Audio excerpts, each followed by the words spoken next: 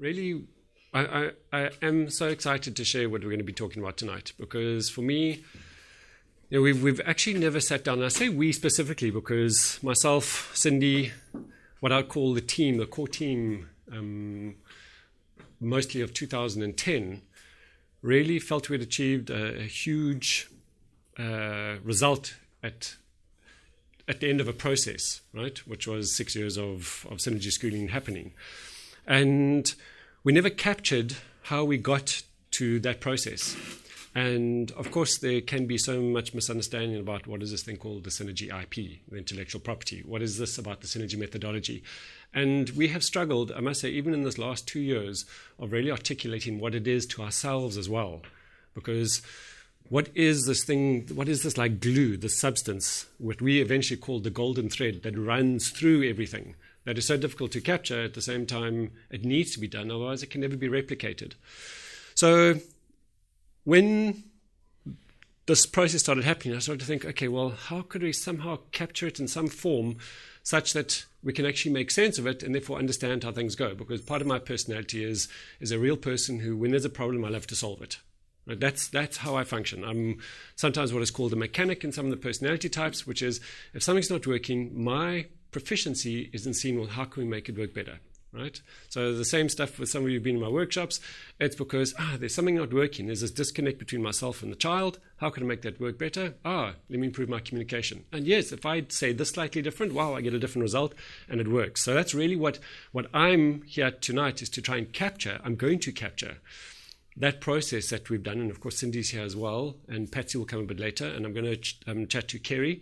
These are the staff who are also part of this process, so they can also share how, or their perspectives of how we came to develop what is called synergy schooling to the point at which we developed it.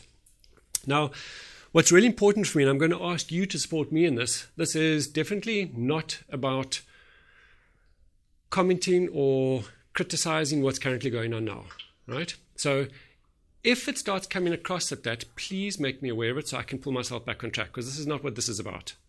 Okay, does that make sense? It's not here to say, look what's going on, they should have done this. It's more or less, from me coming from a researcher perspective, by saying, wow, look at actually what's happened, such that part of what we're capturing now, I'm hoping that in future synergy schools, which I'm sure there will be at some point, or other schools who are also pioneering new philosophies, there's always the risk of changeover. And like what happens when a founder leaves, or when a person who's developed a certain vision is going to change it over. The same is going to happen when Gavin and the current parents and teachers make something. When that change is happening, there's another process that has to happen there. And what we're seeing now is that. And as a researcher, I'm seeing like, wow, actually, I can see what's going on. I can see how the things are emerging, and I'd like to capture that, because actually what's happening for us at this moment is the same that would happen in any organization, because this is organizational stuff. It's not just specific to our school at the moment. So really that's where I'm sharing. And it does excite me because, as I said, I love seeing things work. And part of what I'm sharing here is because in my experience of you, you have asked me questions about, well, how does this work? And I'm wanting to capture that as well, which is why you've been invited. Okay, does that make sense? What I'm really going to do is unfold a conversation with you, showing how we started and some of the mistakes that we made and what we learned from them, and how this process evolved and how we captured it, and the mistakes that we learned from, and how we wanted to make sure those mistakes didn't happen again. And after that, I'm quite sure that there are going to be some questions that you might have, and that's what I'd really like you to do, because that's why you're also here, is to ask some questions which I might not see in the worth of sharing, and really I'd like to open that up. So the first picture that I'm going to draw at this point is, let's say, two circles like this. What we've got here, let's call a traditional school system, right? And we're very familiar with this. This hasn't changed much over decades. This is the kind of system that I went to, you went to. Everyone in the system kind of knows something has to change. It's not working for us. It's missing something. It's missing us as people, right? Often that's what we felt. We feel like we're just numbers on this treadmill, and we're getting churned out. And the content we're learning about, we question. Many people feel that we're wasting time, right? And these are the people in the system. And I'm referring here to children, teachers, and parents, right? whoever those people are. Now, perhaps I should say at this moment that it was first a frightening conclusion and then an intelligent conclusion that the current systems that we've got for our school really match the current spaces that we're on or in as people as well. Okay? And I'll show you why I feel that way. So, as an educator and as a human being, about 8 years ago, I decided I wanted to do something differently. I was teaching in a traditional school, and I thought, no, there has to be another way to do this. Partly because of the workshop that I was running with parents. The parents were experiencing what we were working with, in other words, the communication and the kind of relationships we were building, and they were saying, wouldn't it be great if we could create a school in which these kinds of things were the things that we really focused on at the same time as all the other stuff. So in my utter ignorance, myself and a few other people thought, well, why not? Let's do it, right? And so we wrote a vision. And we thought, fantastic. We want the vision to be different from the traditional school. We could see that there were some things that we needed to amend from a traditional school approach. We wanted to include other things that we felt were so important to where humanity is moving. And we said, fantastic, let's articulate as best as we can this kind of new approach. And we were very excited. At that point in time, after we had kind of like written it, we did our research to see, well, what else in the world out there is doing something like ours? You know, what's the point of reinventing a wheel? And to my first utter dismay, I realized that actually most other educational visions are very similar. We all share the same things. We really want the best for our children. We want them to grow in their personalities. We want them to grow in their relationships, in their life skills. And there's a growing sense, especially with like newer visions of education, there's a growing sense that the people inside it really need to be addressed and supported far more than superfluous, irrelevant content material, right? Okay, great. So we realized that we're not unique. And we thought we were going to pioneer something. This was fantastic. We're going to break the mold.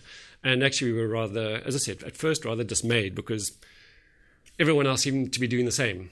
I spent a year after that going around South Africa, primarily Cape Town, or actually only Cape Town and Joburg, looking and visiting private and public schools, looking at the difference between what they say their vision is and what they're wanting to achieve, and then going into the class and observing to see if that vision is shown up day to day in the classroom activities and the classroom management.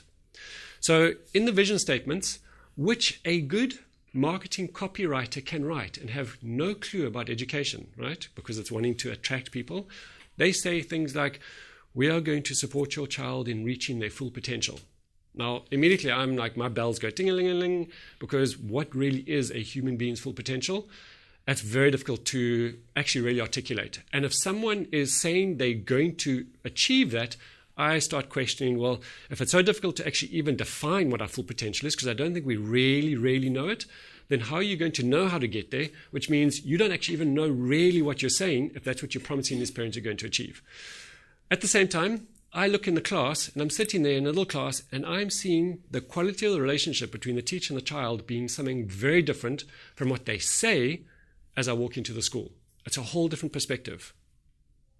The skills of the teacher are undermining, not always, and not all teachers, right? But they're often undermining. They're not really the kinds of skills that support personality development in the basic form. And you can clearly see that some children like it, some don't. But it's still missing for me what was so important in all of our visions, both of what parents are wanting as well as teachers. I mean, if you just take the example of teachers move into the teaching profession. Some of those just because they've got no other choice, right? And I get that. But many of them because their passion is they want to make a difference to children. And then they get caught up in the whole system and other things. And then they actually start losing that passion because it all comes down to just content and they've got no time for the relationships, etc., etc. So something has to change. So we thought, fantastic, let's go about it. And then in 2005, we opened our doors and we had our first children, right?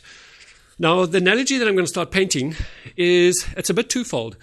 This is considered like a balloon, right? It's a balloon that has, or the possibility of like gas inside of it, air, that wherever there's a hole, right, air just will miss out. And what happens, as we know, in a gas state, particles will keep bouncing, and when they hit the edge of whatever that structure is, it ricochets back, and therefore it is continuously in motion and contained. So that's the kind of analogy I'm looking at, and I'll show you how it works. So we started, and we put in place fantastic. Now remember that we're coming from a space of synergy, right? That's our vision. Synergy is this belief that we can all come together and create something that is really fantastic. That we all are going to be independent and therefore as well interdependent, such that you do your bit, I'm going to do my bit, and together that makes a fantastic, free, smooth-flowing school environment where things happen and work, including when conflict comes. That's part of the process. So our vision was created in that with that in mind.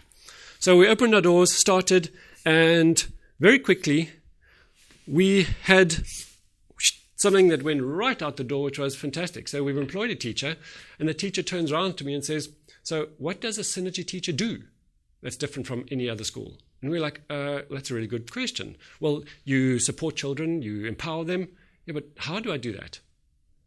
Right? So we realized, this isn't going to work as well as we had thought, because we've said in our vision that we're going to create the synergetic environment where we're going to be interdependent, but we actually don't quite have all those interpersonal skills yet to function at that level, right? So we realized very quickly that, okay, so to really start creating an experience like this, well, we're going to need to have a certain layer of interpersonal skills. So we organized for all the staff to do a lot of personal development work, because we realized if our vision is to support children in their empowerment, well, how can a teacher do that if they themselves don't know themselves how to be empowered and they haven't gone through that process, right? So we thought, fantastic, we've got it sorted. We organized for all of the staff to get free life coaching course to become qualified life coaches. So we put in a system, or we put in a block, for example, that would support those staff members in becoming independent, able to manage themselves, skilled in relationships, skilled in empowering others, and we thought, fantastic, we're on our way, right? So now in future, instead of that happening, at least we're containing whatever's going along. We realized, great, we've got that in place. The challenge of that was, okay, let me just think about that, because there are a whole lot of challenges. Okay, let's go there. So we've now organized that a whole lot of staff can go through a coach training process. And with such excitement, I go to the staff and say, guys, I've organized for you free life coach training. It's worth 67,000 Rand each, and there's a whole staff, and it's been organized, and no one wanted to do it. They said, no. And remember, this is 2000 and probably 2005, where we're talking about that, life coaching hadn't really arrived in South Africa, and to some degree it still hasn't really arrived. So there's a lot of suspicion, no, I don't think this is going to work. It won't. So then I had another problem, right? How do I really get the staff enrolled and inspired to want to take on a course which will absolutely transform this environment, because it'll allow us to actually really do what we're wanting to do? Anyway, in that case, 2 staff members said, yeah, that's great, we would like to do it. And when they did it and all the other staff members saw the result, very quickly people were saying, fantastic, we want to go on board, right? So now we started realizing, excellent, that works really well. The challenge is that now that we were starting to move with staff members being more interdependent, and let me just put, for example, what I'm referring to interdependent. There was a situation that arose in the school where we realized that a whole lot of tea and coffee and our milk was being depleted very quickly. And I took this, as we probably would in a synergetic environment, right? I took it to the whole team and said, this is what we've noticed, how are we going to make this work? And then we're talking about the whole schools came together. And it was at the end of one of our meetings. It wasn't specifically about this. And some of the suggestions were, it needs to be in a lock cupboard and people have to sign out for it. And I said, well, that's not really going to help us, because it shows the value that we're not really going to work as a collective, and we don't have a vested interest altogether in the result. Anyway, what came out of that was, of its own accord, we actually resolved that, and whatever it was that was being depleted was sorted out, and that wasn't an issue anymore. What still kept coming up, though, for the staff was, well, what do we do? How does it look on a different day-to-day basis? And that's what one of the staff members said. They said, it is so overwhelming because I don't know what I'm supposed to be doing. I need a job description. And I realized, okay, well, that's actually really clear, right? Every organization has job descriptions. so that people know what they need to do, because that's what they're employed by. We employed someone, but it wasn't really clear. So at that moment, it kind of really dawned on me that, in our first or our second year, I can't remember which, we went through 4 secretaries, right? 4 secretaries that came through. And what I did, Second year. Thanks, Patsy. So in the second year, we went through 4 secretaries. And I had to figure out why, what was going on. And I realized it was because when a secretary came in, I'm assuming that this is their profession. They know what to do. And I said, do what you're doing, because I'm going to be in charge of the educational vision, and that's where I'm going to focus my time. And the secretary came in and didn't know how to create a system or a job description that would organize the administration of the school. Right? The same in the accounting department. We went through, I think, 3 bursars. Every time the bursar kept saying that the previous bursar had messed up the system, and it just became an absolute nightmare, right? So we realized, pure business sense, well, we really need to sit down and really put down what these people should be doing so that we know what we're doing, actually, and we're going to get the results. So that's what we started doing, right? So instead of now staff leaving, which was another, let's say, curveball that came out, we were actually starting to create a system which really showed people what was needed of them and how it worked. And we found immediately the stability starting to settle back into the staff, right?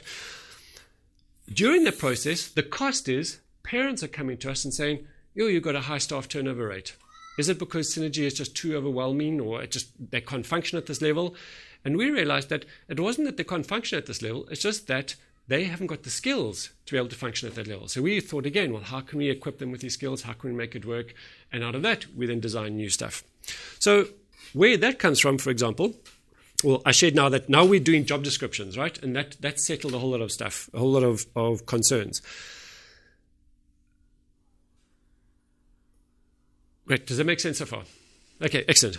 I'm going to tack back to another situation in this one, because I won't be able to capture all the different systems. I just want to get a system. I gave you an idea that as we put something in place, a whole lot of curveballs came up as a result of that. For example, we were so excited, like I said, by this thing that we put in place here called personal development, that we realized we were getting the result. Staff were becoming empowered. One of those concerns for me, and one of the difficult challenges I had, is I now was empowering my staff members, and they started now demanding that I include them in all of the decisions that I make as the principal of the school.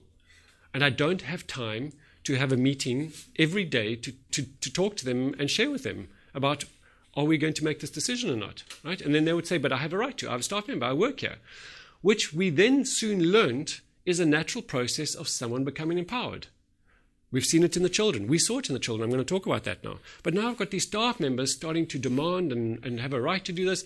The cost of that, another little cost where it shoots out this way, is parents can see that sometimes staff are unhappy. Right? Oh, wow, now we've got another issue on our hands. Like, how are we going to manage this? This thing called the School of Transformation is a whole different ballpark than just a system here where you don't even start opening that little door.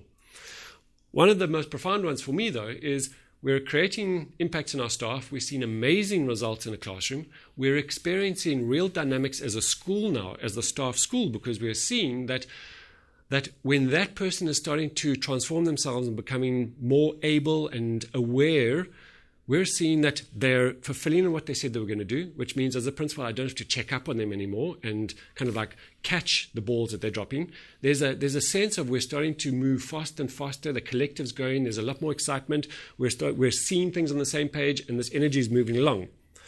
However, what we didn't take into account, because we had no way of knowing it at that time, is that when we empower a staff, as many of you know who have gone through a process of empowerment, is it doesn't just happen in that school environment. It's not contained in that environment.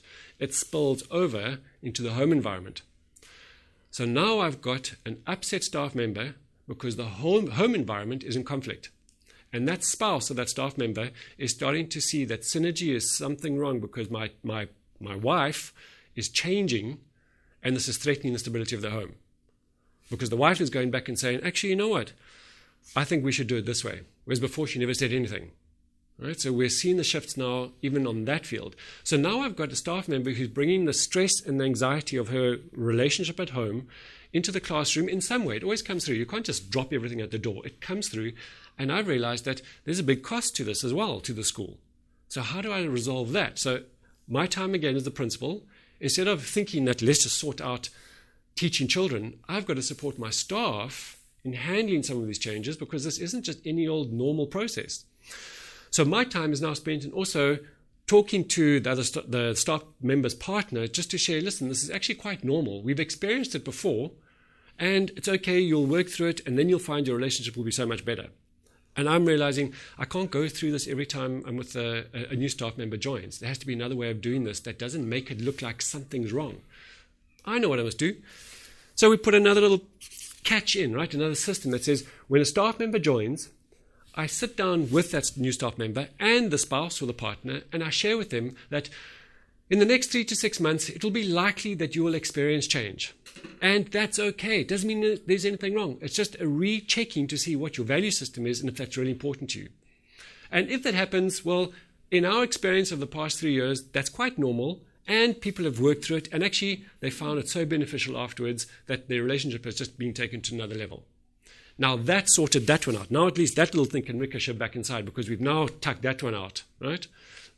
Sorted.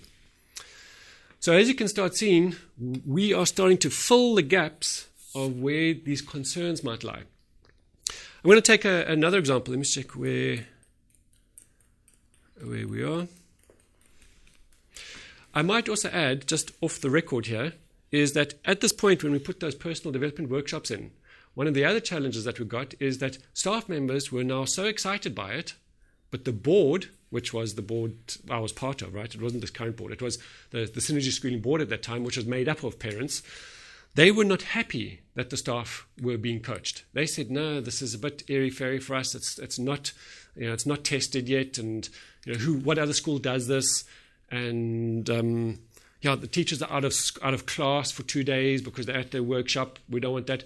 And actually we got to a point where the staff members had to hijack a board meeting as a staff, the teachers, to come and say, it has made such a difference to us in our lives and directly in the classroom that we really need this to happen.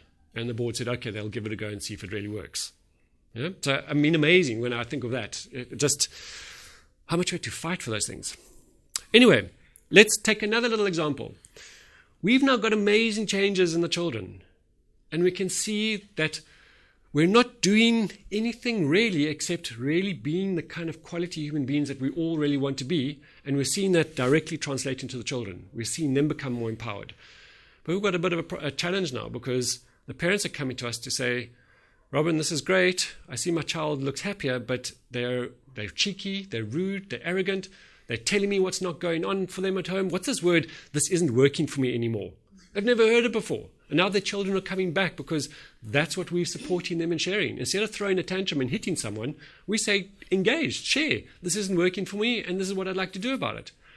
So we realized we've got another little ricochet going straight out there, which is draining the energy of the school, let alone the perception out there, which is, oh, this is just a stuck-up private school that, these children are just so arrogant and naughty. And of course, that impacts the name of the school, and now how do we contain that, right? So we realized we're going to need to support these parents in working with empowered children. And how are we going to do that? We're going to need to do the Effective Parent Program. Now, putting in place an Effective Parent Program, when parents who've joined haven't committed to that, is another whole scenario, right? Because you can't now suddenly change the rules of the game and say to someone, oh, listen, you've actually got to come for a 7-week workshop because we've decided. There's a whole process that we have to go through that, because that's going to ruffle a whole lot of feathers. So we looked very carefully what was needed. We couldn't ask them to pay for it. But either way, what we did is we basically implemented the Effective Parent Program, and that at least curtailed some of that ricochet, because in that workshop, at least on that one, the parents started to get the possibility of what Synergy could really give their children. Okay? It was making a difference to them. They could see how it was really going to work, and they now had skills at home that they could use that would really make a big difference to the children as well. And they felt more aligned, because as a parent, they wanted the best for their child, but they didn't know how to go about it, especially as the child is becoming more complex. They needed to have more complex skills to be able to resolve that. Great. So that's, for example, another scenario of how when we are saying we're going to transform something, it has ramifications everywhere else that if we did not know how to manage, and we had to develop processes and procedures and systems that would support us in managing that. Let me share another one, which was, for me, a really insightful one. Journals. the daily journals.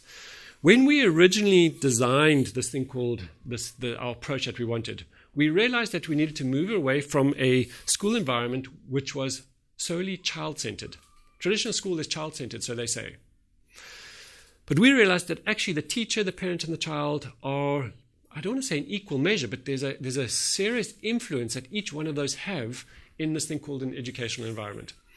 And we had thought that one of the ways to include the parents in that process was daily journals. Now, daily journals isn't our invention. Quite a few schools, especially those that have also included parents more and more, do something similar to what our design was. And we realized, fantastic, let's do that. So we put in place this thing called daily journals to include parents in this process, right? Fantastic. So now we've curtailed and had this belief that parents are going to feel there's extra value for being in a school like this. They're far more engaged in what's going on with the child because they can see. We believe that by doing a daily journal, kind of demonstrating what was going on in the day, when a parent comes to pick up the child, instead of just saying, well, how was your day? The parent could say, I see you guys talked about dinosaurs today. Yeah, Dad, because... And then suddenly you've got a depth of conversation that you could have never had just by, what did you do today? Nothing. But you must have done someone. Who did you play with? Oh, I was alone. That doesn't really give you anything, right? The possibility was that if we could give them a daily journal, then parents would be able to read that, and actually the layer of what happens at home would just deepen so much more than a traditional system. So there we've got now coming back, parents feeling far more, oh, this is great. Where that ricochet just went straight out was time. Time to write a daily journal. And the teachers sometimes say, but where are we going to find 45 minutes an hour to write a daily journal? In school time, right?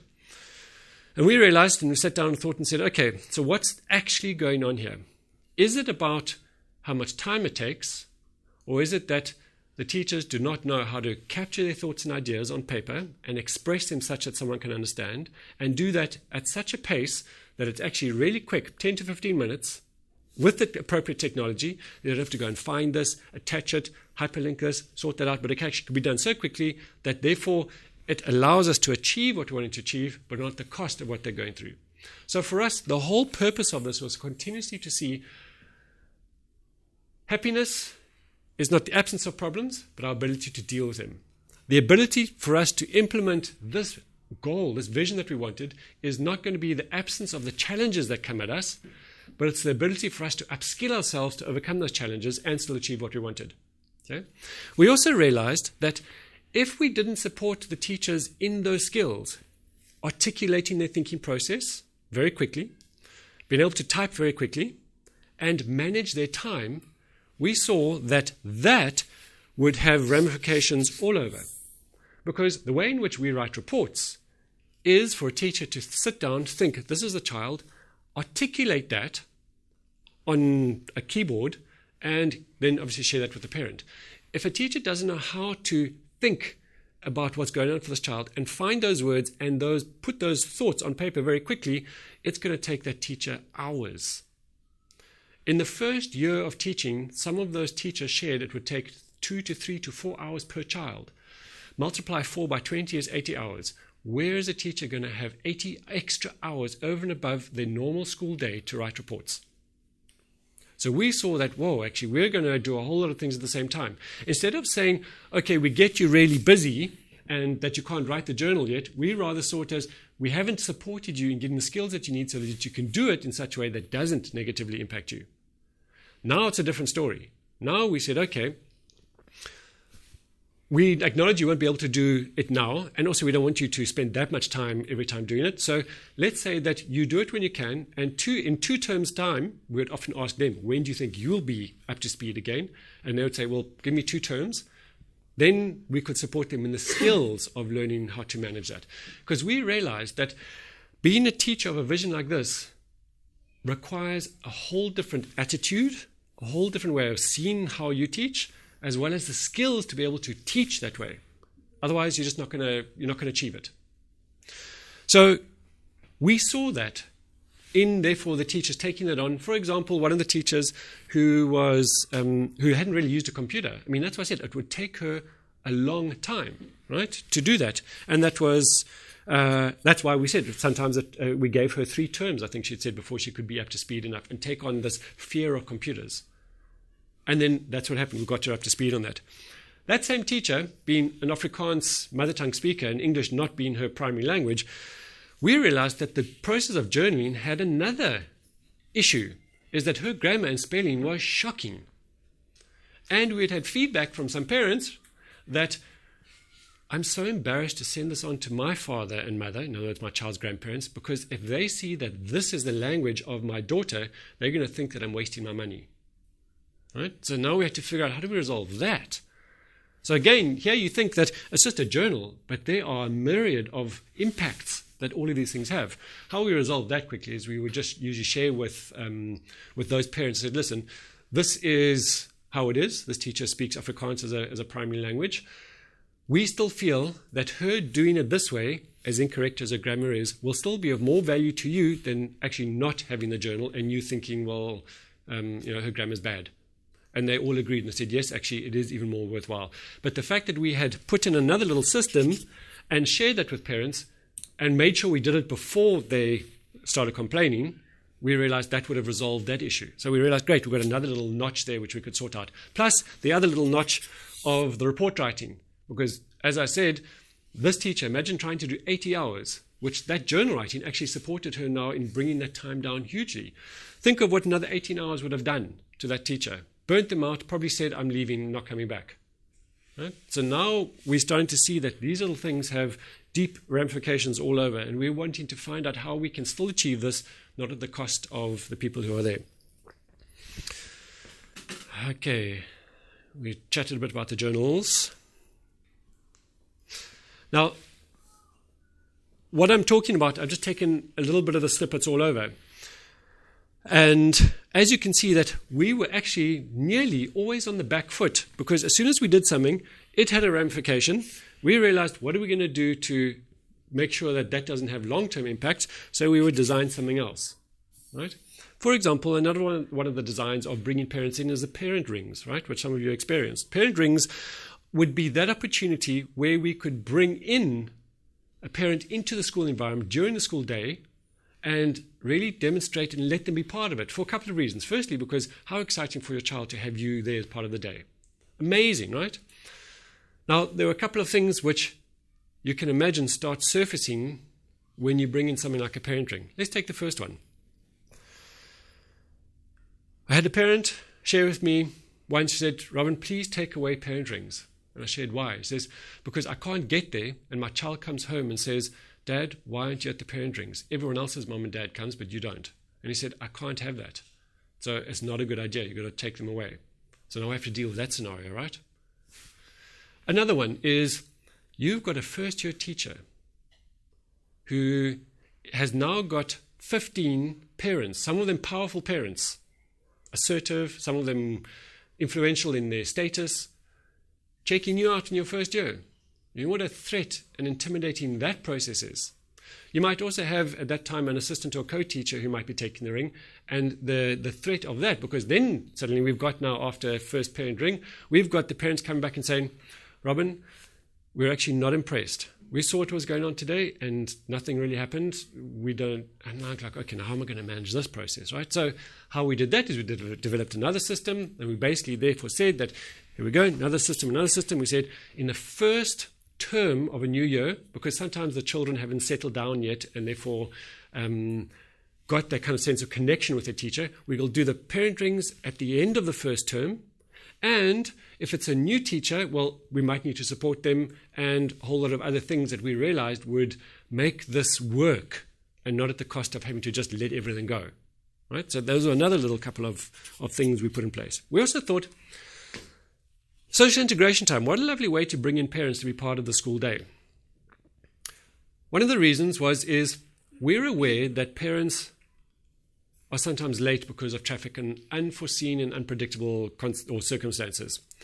We didn't want that to be at the cost of the child, who, when the bell goes and everyone's in class and the child comes to school late, the child walks in and everyone looks at the child and everyone goes and says, woo, and the child now has to bear the consequence of their parents being late. So we thought, how can we make this work in a different way? We want parents to be part of the school environment because we know that when a parent is in the school environment, it's the child who actually has the power, because the child knows where things are. They know where the pencils are, and they know what happens over here, and they know how that game works. And the power dynamic shifts in that morning environment as opposed to in the home environment where the parent is usually the boss. And we can see that we wanted that relationship dynamic to shift slightly, which is one of the reasons why we had social integration time.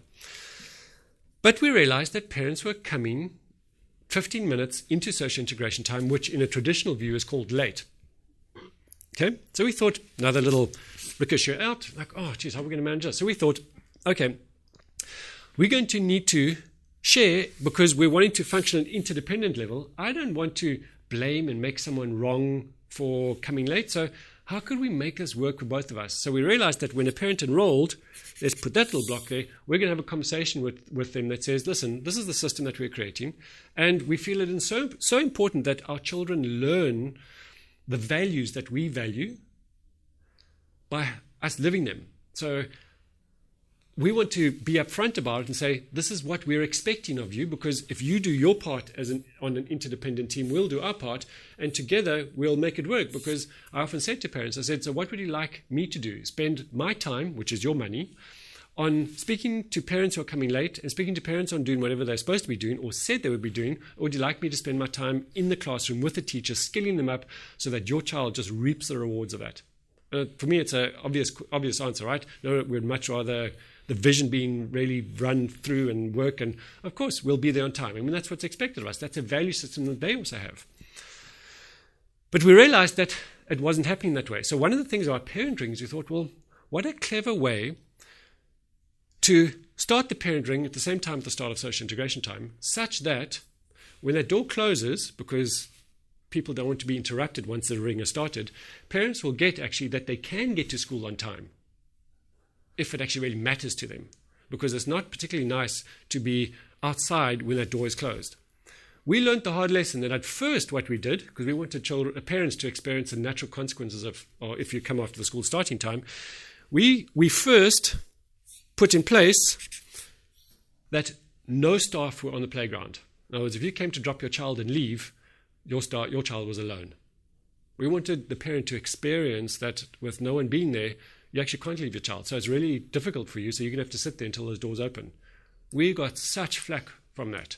We're paying this amount of money to look after our children, and now you're doing this. We realized that even though we put that thing there, it caused a massive ricochet out. So we said, okay, we're going to have someone there. You can just drop your child and go. But they still got that the child was like so upset because they were missing this thing called the rings with all the other children. Again, you can see that we're trying to really make this work, adapt it, put in place some things. When we put something in place, something else happens. Any questions at this moment? There are a couple more that I just want to work through, and then I'm going to show you how it starts falling into place.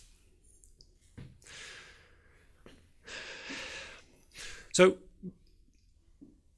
one of the most important things in a school in this environment is, because we're focusing so much on the development of children, and obviously the teachers, is we realized that a lot of teaching exists in isolation. Teachers are all alone, and they don't have the opportunity to share what's going on for them and to find ways in which to solve some of the challenges that they're facing. And we realized that the cost of not sorting out a difficult situation that a teacher might be having with a child has huge ramifications all the way down the line. We saw that in a couple of years back, or maybe even it was a year ago. Actually, it was a year ago, where a teacher didn't quite know how to handle a situation. It went on, so now we've got probably about 2 or 3 meetings in the afternoon and evening between that teacher and the parents. It then got to a stage where I think it was that someone else needed to come in to mediate with the parent and the teacher. So it's probably like 4 meetings. Now calculate the cost of time and energy of that. I was then asked to come in and mediate between those parties. And those parents actually eventually left because the follow-up just wasn't followed through either.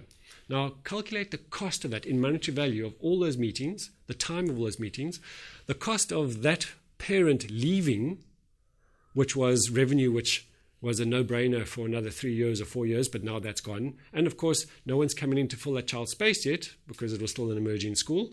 That's actually adds up to a lot of money. Now, in a school which is totally self-funding, that's a big risk. Besides those parents now leaving, possibly complaining about how it wasn't handled properly. So if you start to pinpoint, well, how do we stop that from happening? Right? I remember I said, I love solving problems. So we've got this problem of this emerging thing just ricocheting out of control. How do we bring that back and nip it where it is? So we realized we need to create what we call child support meetings, which was a half-an-hour space after one of the our staff meeting, where teachers could say, this is what I'm struggling with. Could someone please give me some insight into what was going on? Now, that supported a whole lot of, actually a large portion of some of the challenges that the teachers were stuck in, not just going out of control. Great. So there we've got this curtailment. But in one scenario, a teacher was sharing something with me, some kind of conflict in the class, and I said, well, did you revisit your agreements with him? In other words, as we know, and you probably know, that at the start of the year, the teacher sits down with the children and they together construct what they're wanting to achieve in that classroom from the sense of the ways in which they're going to speak to each other, talk with each other, if they're stuck, what they're going to do. In other words, rules, but in our terminology, the agreements that they're coming up with about how they want to relate to each other. And I said, well, did you actually check those with him to see if everything was working? And she said, oh, no, I didn't. I forgot. So that got me thinking, well, what's the point of us having some of these systems in place? But if they're not followed through, we can see how it's going to catch up with us later. And then now we've got another crisis, or at that time it wasn't a crisis, but it was coming up as an issue. Whereas if she had actually done that at the beginning, it would have solved that problem and that wouldn't be there, right? So now we're starting to realize, with all these little things coming along, a huge insight. And the insight is this, which is, you've got all these little things going on around. A new teacher who comes in just feels overwhelmed. They just, not because we predicted it, but because from experience, it's very difficult for them to function in this kind of environment. And we realized that there were two things. One is because, they didn't actually know what was going on. Where could they get all these insights, policies, procedures? How was that all going to look, right? And the second one was they needed time to be upskilled and held and supported, as opposed to just throwing the deep end left and they must survive, because that didn't work for us. We also had high staff turnover rate at the beginning, which cost us, in the bigger picture, public image, lack of funds.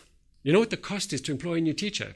2,000-3,000 rand per advert in the paper, a meeting for all the staff and parent rep person to come together. We learned as well in the system of employing a person that you need to say where your school is.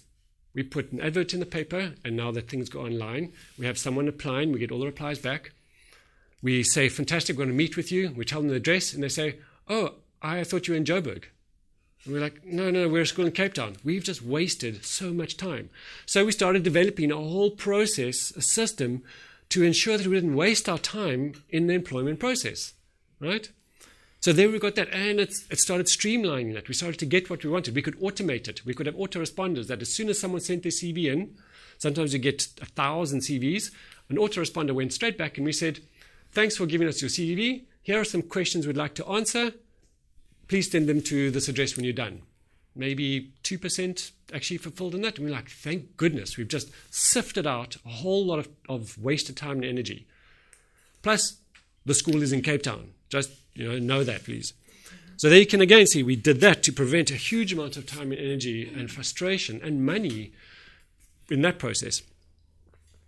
So we got to this point of like, wow, a new teacher joins and we all look at each other and say, where do we start? How do we capture all of this in one moment and not make this teacher just run, right? And then we thought, well, obviously, step one is we have to have a central point at which all of these come together.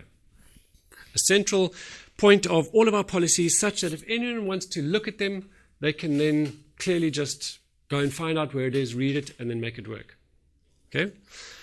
We started writing policies because we realized the impact of them, for example, like our report procedures. We saw that in this system, teachers go for a parent report meeting for 5 minutes, they get a piece of paper and they go home, and the report's rather meaningless in many cases. Our reports were going to be a conversation, our report meetings with parents. The challenge is if that teacher doesn't know how to make sure that conversation is a powerful conversation, those parents are going to walk away feeling, something's not right, or what a waste of time, or like, this is just so disorganized. So we started writing the procedures and how it would work best for you to, for example, how do you share some really difficult news with a parent such that the parent comes and thanks you afterwards as opposed to blaming you for not doing your job? That is a skill. It is not hokey pokey. There's a way in which you manage that conversation so that you get that result. And that's what we used to do. We used to train our teachers, role play difficult parents. So the teachers became really competent in being able to handle that. The same way as we would role play with our teachers in being able to handle conflict that came up in the children. Right? It's just a skill set. We realized, if we don't have it in place, we're going to have to do this. The same way as a parent who's coming late. Do you know how long we spent in supporting a parent in how to engage a parent who is coming late such that that parent didn't feel that they were back in school and the principal was smacking them over their hand? I think it was a good 4 or 5 weeks we processed and worked through that. Because I realized that if I was going to have to be the one to go to every parent, I realized, the teacher's on the ground the whole time looking to see who's coming in, who's not going in. I needed to empower that teacher to be able to stand up for what they believe. It's their time. If the child's not coming in on their time, they must surely, instead of just sitting there feeling resentful, as part of this vision of what we're wanting, we need to go and engage and see if we can make it work better. So we really had to role play that so that parents didn't, as I said, we didn't want them to feel they were being wrong. So we had to look carefully at our wording. It was fantastic, very empowering, very useful. Again, we had to develop the skills. As opposed to taking away the problem, we wanted to develop the skills to handle that problem. So, as I said, we needed to combine all of these. Some of the documents, they are so amazing. They're fascinating, and they could be published and used, very, very worthwhile. We then realized we needed to centralize everything. So we created a database where someone could quickly search, how does a parent ring work? And there was a documentation, because I knew from the start that this school had to work independently of the people who created it. Otherwise, how could it carry over? I mean, what's the point of designing a school that's going to last 3 years or 5 years or 10 years as long as those people are there? If the school is dependent on the people in that, that's a huge risk. It's a massive risk. And right from the start, we designed it that wasn't going to be the case. In our ignorance, we didn't know how to start it that way. But we very soon realized how to make that happen, right? Because, as I said, we then realized, let's put everything in a central place. That means that if a new teacher comes in, that can be fantastic. And that could really start working for them. Now we've got a system which is flowing quite nicely. Of course, there are lots of little snags that are going along. And we're now creating the central unit where the policies have been held and anyone can go and search for them, and those policies will support them in some of the skills that they might not know. Okay. Now, I'm going to put pause on that to slightly show this model in a slightly different way before I get to a bit more on that database system. Any questions at this moment? Anyone feeling that they need to get up and walk around? Or anything like that? Okay. Am I boring you? And even if you are, I'm excited, so it doesn't matter. I just have to sit there or go and enjoy the view. As I said, this for me, I'm so passionate because we're finding a way to try and capture what we really strive so hard to do. So I'm going to change this slightly differently, which is you're getting a picture that with all these different things here, it requires skill sets to implement and to fulfill on the vision that we're actually creating and wanting. It's not just, I want it to be this way. There's a whole system that needs to be behind it to support that in happening. And we realized that it requires, as I said, a skill set and mindset and attitude of the person within the system to be able to function at the system.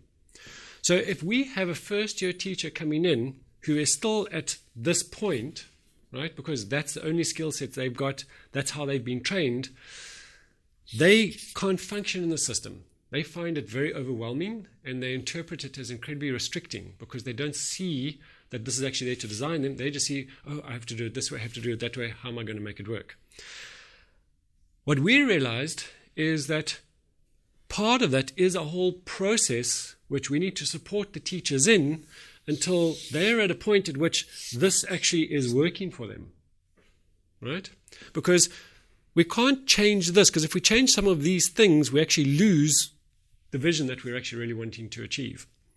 But we've realized that it took 2 years to upskill the teacher till we felt that they were what we called a synergy teacher, functioning at an independent level in the team, and we were going along. It doesn't mean we're perfect. I'm not saying this is about a perfect human being or perfect teacher. We're talking about at a synergy level where we've got the core skills that we're needing to relate to each other, to make things work, to voice our opinions, to share what's not working, to redesign if something's going to work better.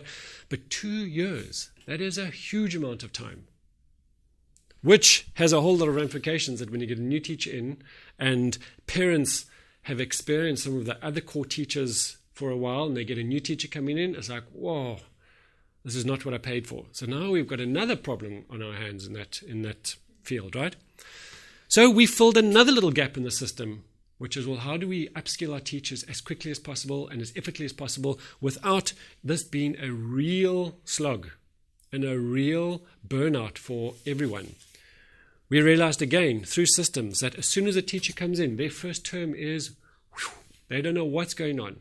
So one of the processes that we designed in the induction process was that the principal, in that case me, would actually meet with them twice every week for that first term, just checking in. How's it going? Yeah, got it. Supporting them in just the survival of some of the skills. We're not even talking about writing journals and all those things, just them coping with just the unfamiliarity of what's going on, right? Or just the not knowing. It's not actually that anything else than just they don't know, because when you don't know, you're overwhelmed. So we got, after probably more learnings, we brought this down to 1 year, that we could really upskill the teacher profoundly and impact them such that we could get what we were wanting, and the implementation of the vision was really working well. And we knew that the most important thing was not to change the system for that person, but was to support that system in functioning into that system. Now, what again I'm meaning by the system is an understanding of how to get the results that we're wanting to get and are promising both teachers, parents, and children. Because we realized that if we didn't do that, we couldn't get that result, and the impact was huge. We lost a whole lot more money, etc., etc. We needed to make that work. And as I said, that was a really important process. We started to get that synergy. We then also realized that, well, we're going to need to create a scenario that when the people now aren't here and you have someone new joining from here, what's going to happen that this progresses and carries on? And we kind of figured out, maybe by gut level in some degree, that we thought that if there was 60% of the staff who were core and were functioning at the level which this required, well, that extra 40% would be accelerated really quickly through it. Because the challenge is that when you've got only 2 or 3 trying to pull along a whole lot of other people and inspire them to step up to that, it's a very slow process and a very painful process, right? We figured that as long as there were 60% people of the core there, then this process, this induction process, would work absolutely sweetly. And actually, it would be an automatic process. Okay, let me go into that. I want to just chat in about what Patsy's done. Okay, great. We'll do that. Yeah, I'm just trying to figure out my order for you. Okay, let's chat about that then. So, how do we support staff and this is applicable to any organization, how do you support staff in getting into the flow of things so that they can make that work for them, both as who they are as people, so they don't feel they're losing anything, as well as getting the results that we're wanting, right? Because we knew that we could get the results. We've proven it. We've proved it in the staff. We had seen the transformation in them. We had seen how that impacted the children. We were able to contain so many more of those curveballs just we didn't know before, that one of our kind of major policies that we developed was the co-teacher model. And that was, for me, like one of the most ultimate achievements that we got, which covered in one swoop a huge amount of possible curveballs of how we support a teacher in stepping up at no extra cost to anyone. That itself for me was an amazing achievement, and I thought, yes, this is the answer to a lot of education issues in South Africa. And I'm not going to go into it, but it just fitted so many of our concerns and works really well. The challenge is still the same, that when someone is in this process, how do we support them so that they don't really burn out and just get overwhelmed and threatened? We've got all these policies, but this teacher doesn't know which policy to address, and also doesn't actually know how to manage all these things. Because say, for example, we chatted earlier about parent rings. Do you know that to make a parent ring effective, you're going to have to start telling parents beforehand, we're going to have the parent rings, to start telling them beforehand, this is what's going to happen, the doors are going to close, this is how it's going to look, and all those things need to be sent out in due time. Otherwise, if you suddenly say, we've got parent rings and parents don't know, they can't plan, and then suddenly you haven't printed the little slips that say, just to make you aware that the doors are going to be closed, so could you please just hang around the playground with your child for a while, and when the doors open again, then please feel free to go back in. If you haven't printed those, well, then you're going to have someone like a school manager who's going to confront, because you've got a parent who's rushing in, says, this is outrageous, opens the door. How are you going to handle that now? Because there's a whole lot of stuff. So there has to be some way of supporting this. So what we designed, and this for me is what I'm going to show you very shortly, is a system, a database system that took all of our policies and linked it to reminders that would support people in knowing what to do, like a calendar reminder. So that you know, like, oh, so-and-so's birthday is coming up. It might be best for me to go and buy a present now and not actually only hear by the wayside that their birthday was yesterday and feel so guilty that I haven't done what was needed and it doesn't work. Right? And I'd like to show you what that looks like.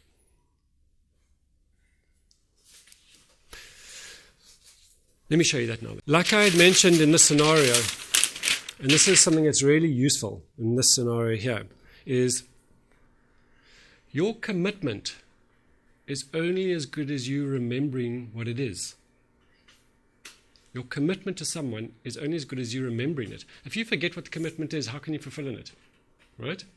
At that core level. So what is the point of having all these policies if you're actually unaware that it's needed and where to find it? So we really realized that it doesn't matter if this policy has a step-by-step process on how to run a parent ring if that teacher doesn't go and look at the policy to follow it.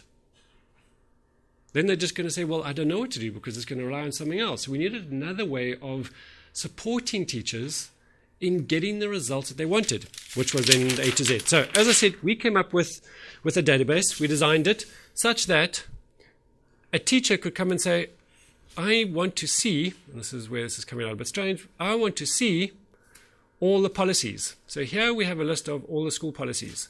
What I mean by policy is anything that needs to be shared or said to support people in understanding something about the school.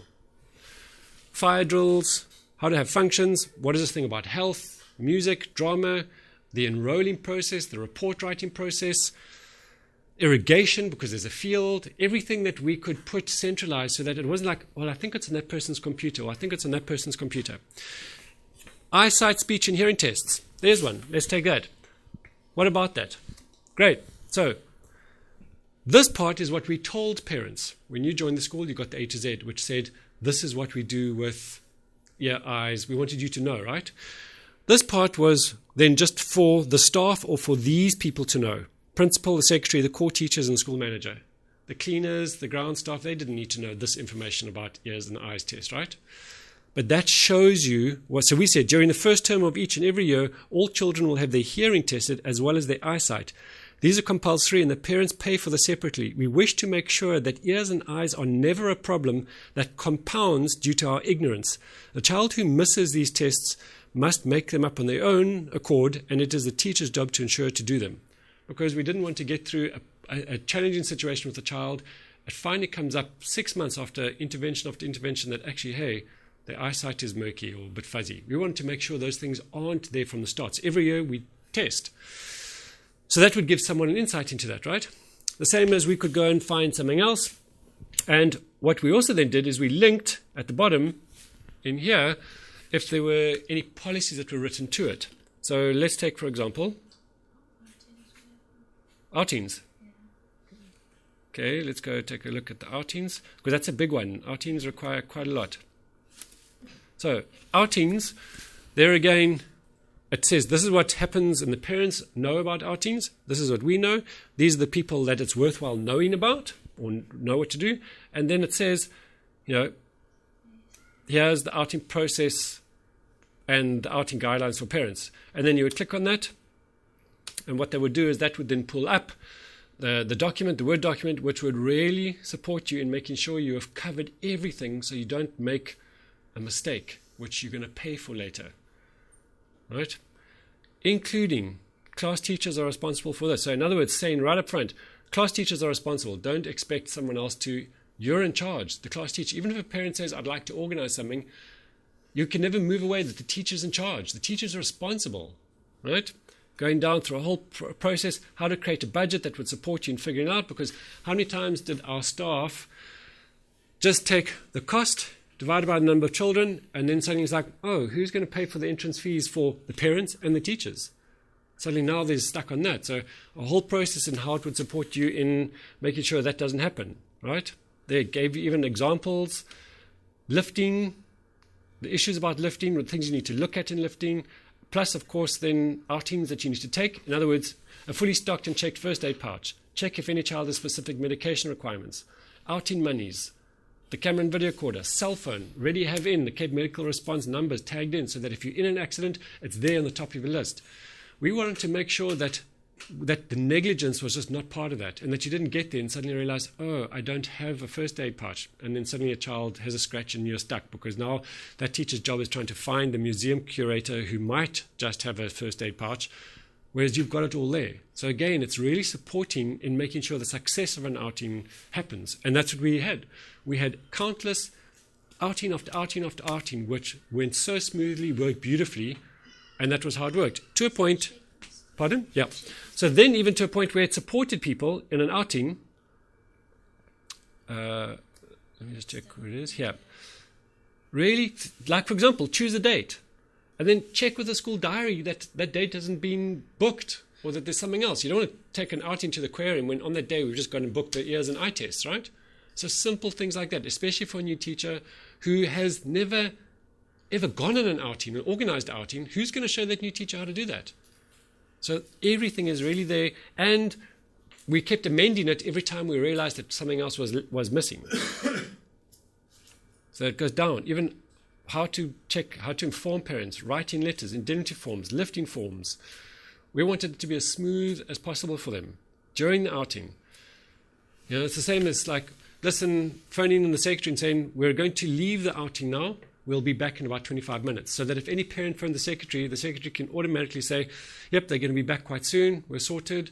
There's a connection going. It's just a simple cost of a phone, but it has such ramifications of support afterwards,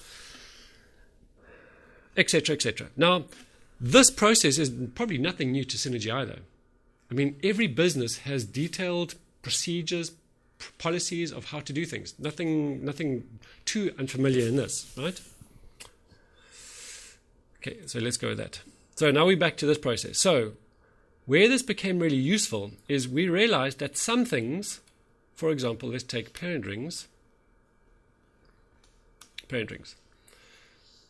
have calendar items attached to them. So what I mean by that is we realized that, okay, parent rings, how are we going to make parent rings work? Well, we're also wanting a thing called a school social, of which we're coming together as a community and we're having fun. Now, we realized that it's really useful to have a school social close to a parent ring, because when parents are involved and children are involved, it's the best chance for us to keep sharing, listen guys, we're going to have a social quite soon. So we can leverage off that. So it's not like we just say, well, let's have a school social now. It's all interlinked to leverage off. Well, we've got parents now committing to time to come in the mornings. We can talk about things like the upcoming school social. What ideas do you think we should do? Do you think we should have this hat? Do you think we should have water features? And out of that, there's an energy generated, which means the greater chance of the school social working because people are involved. Right? So there are certain reasons why certain things are done in certain times. But now who holds that information and that understanding? So what we designed here is, well, let's actually create a calendar function that can link back to a policy. So that's what we did. We said, okay, well, let's make a calendar for this thing called School Social. And what it does is it basically says, okay, here are all the reasons why we do things, how we choose our thinking behind why we choose that it's important. And then we put in time here and says, okay, well, parent rings in term 1 are a certain date less.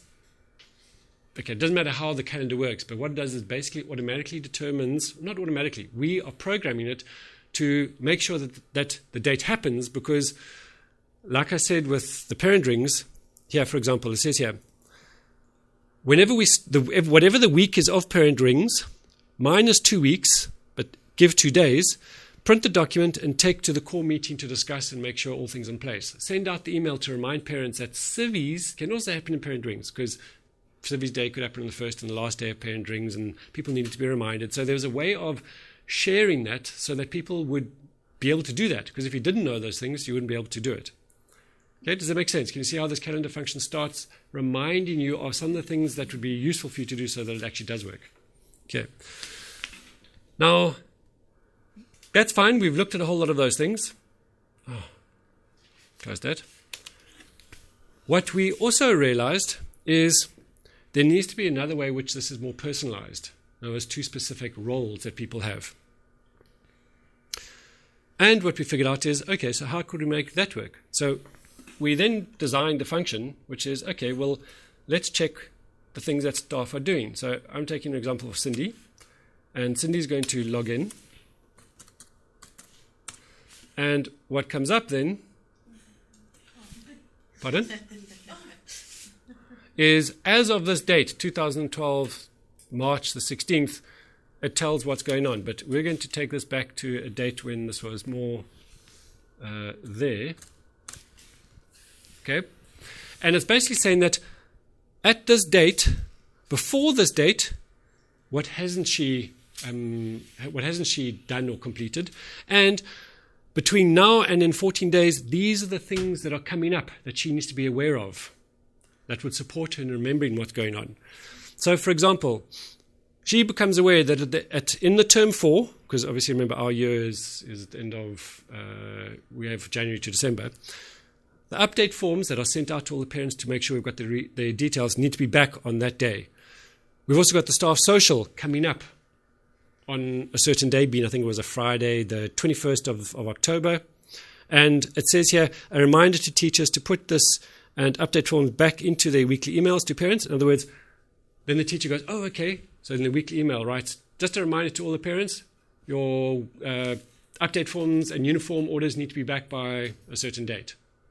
Now the teachers are aware that that stuff's going on. Otherwise, they're not going to include that, and then you're not going to know. And then we've got another whole issue of this thing called update forms not happening. Now, we can go down, and this is where I don't have my mouse at the moment. Where is that mouse? Here we go. I'll see if I can make it happen. As I said, I'm afraid that because of the way this is happening on the screen, let's see if I've got it here. Okay. So what it basically shares is in the upcoming days, these are things to also be aware of. Okay, so that teachers can start planning and remembering. Now, putting pause on this, what I'm sharing with you now is what is currently being talked about as there are tick boxes that take 3 hours a day to do. And I don't know where, and we haven't done for the last year and a half, been able to stem this perception that there's a controlling system that you spend so much time ticking off that you've done things. Because what you do here, for example, is the term goal check-in. Remember I said to you back here, for example, one of the things we did in our school environment was that we would also set goals for ourselves as teachers and as a group. What do we want to achieve in this term? What do I want to achieve as an individual and as a teacher in the school? Kind of like, what am I working on, which is also a methodology that we have as a school. But the challenge is that if you don't keep that goal in the top of your mind and keep checking if you're achieving it, you're not going to know that you're getting there or not. If you're going to drive to Joburg at some point you're going to have to look on the road signs. Are you still going to Joburg? If you don't, you might end up in Windhoek. And if you didn't look at your signposts, you're in the totally wrong place. So one of the ways that we thought, well, let's keep it in mind, was to put something that said here. Where is that here? It says term goal check-in. Check to see if you're in line with achieving your goal, whatever that means for you. Just reminder, you said you were going to do something, just check. How's it going? That was on the 24th as a possibility, right? And then what the staff would do is they would come and say, yep, I've done that, thought about it, thank you very much. They would tick it, and then that would be registered as, well, they've done that, or they've thought about it.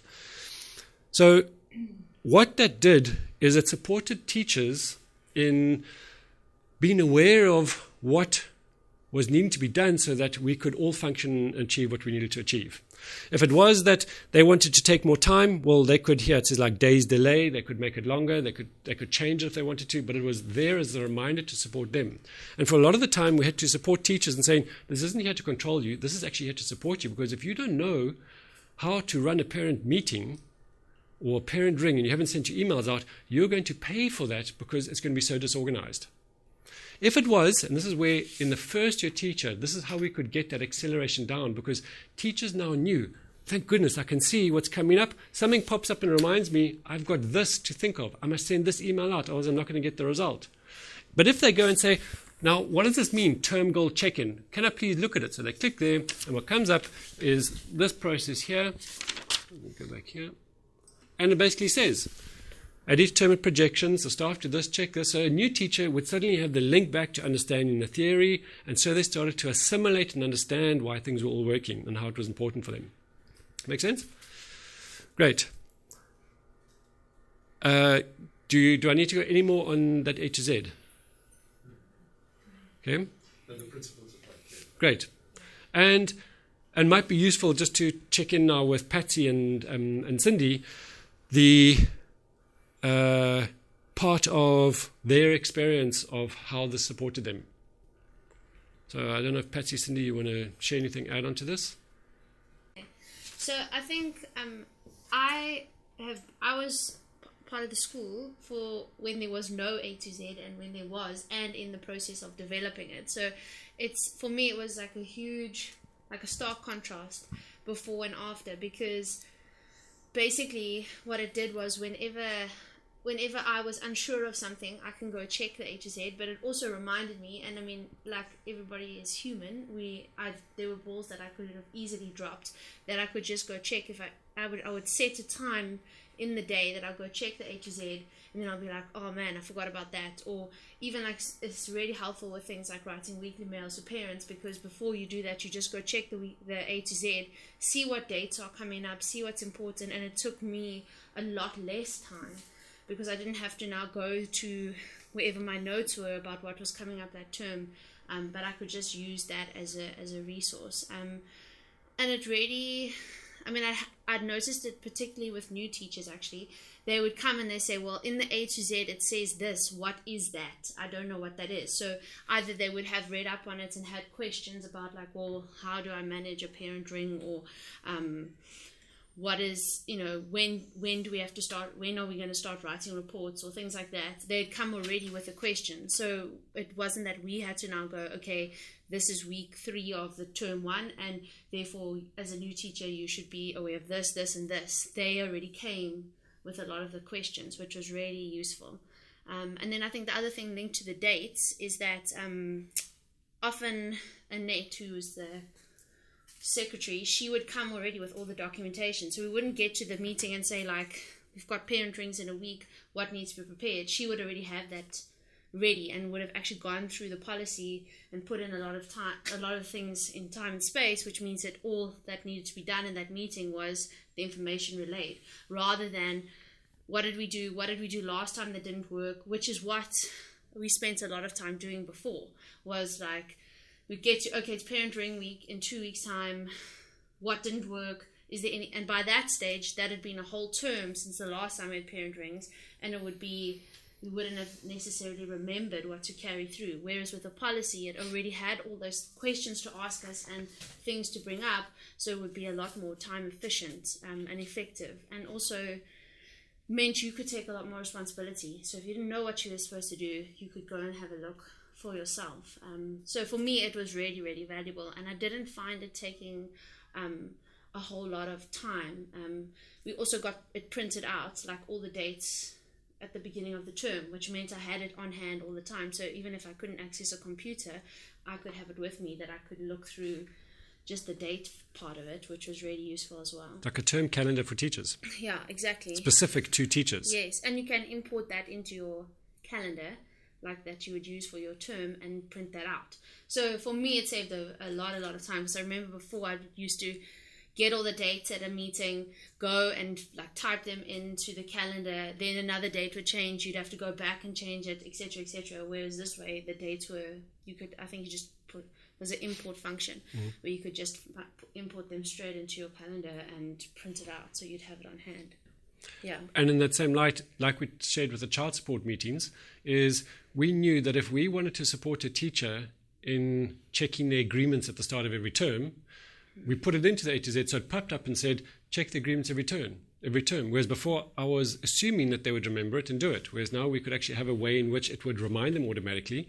And then when they would tick it, I wouldn't have to worry about have they done it, because they've ticked it and it's done. So as the manager, which Patsy was, and myself as a principal, we could actually spend time doing other important things as opposed to running around seeing if staff were actually doing what was needed so that we could get the result that we were wanting out of the children. Because I'm as a principal was expecting, well, everyone's done the agreements, everyone's checked them after the second week, everyone's checked them after the fifth week, so great. And then suddenly a curveball comes and we've got a crisis, and we're like, well, this would have been resolved if you've done that. Did you do it? No. It's like, whoa, okay, now we're going to deal with the crisis. The moment we could support people in remembering what would make it easier for them, we found that the flow was just happening.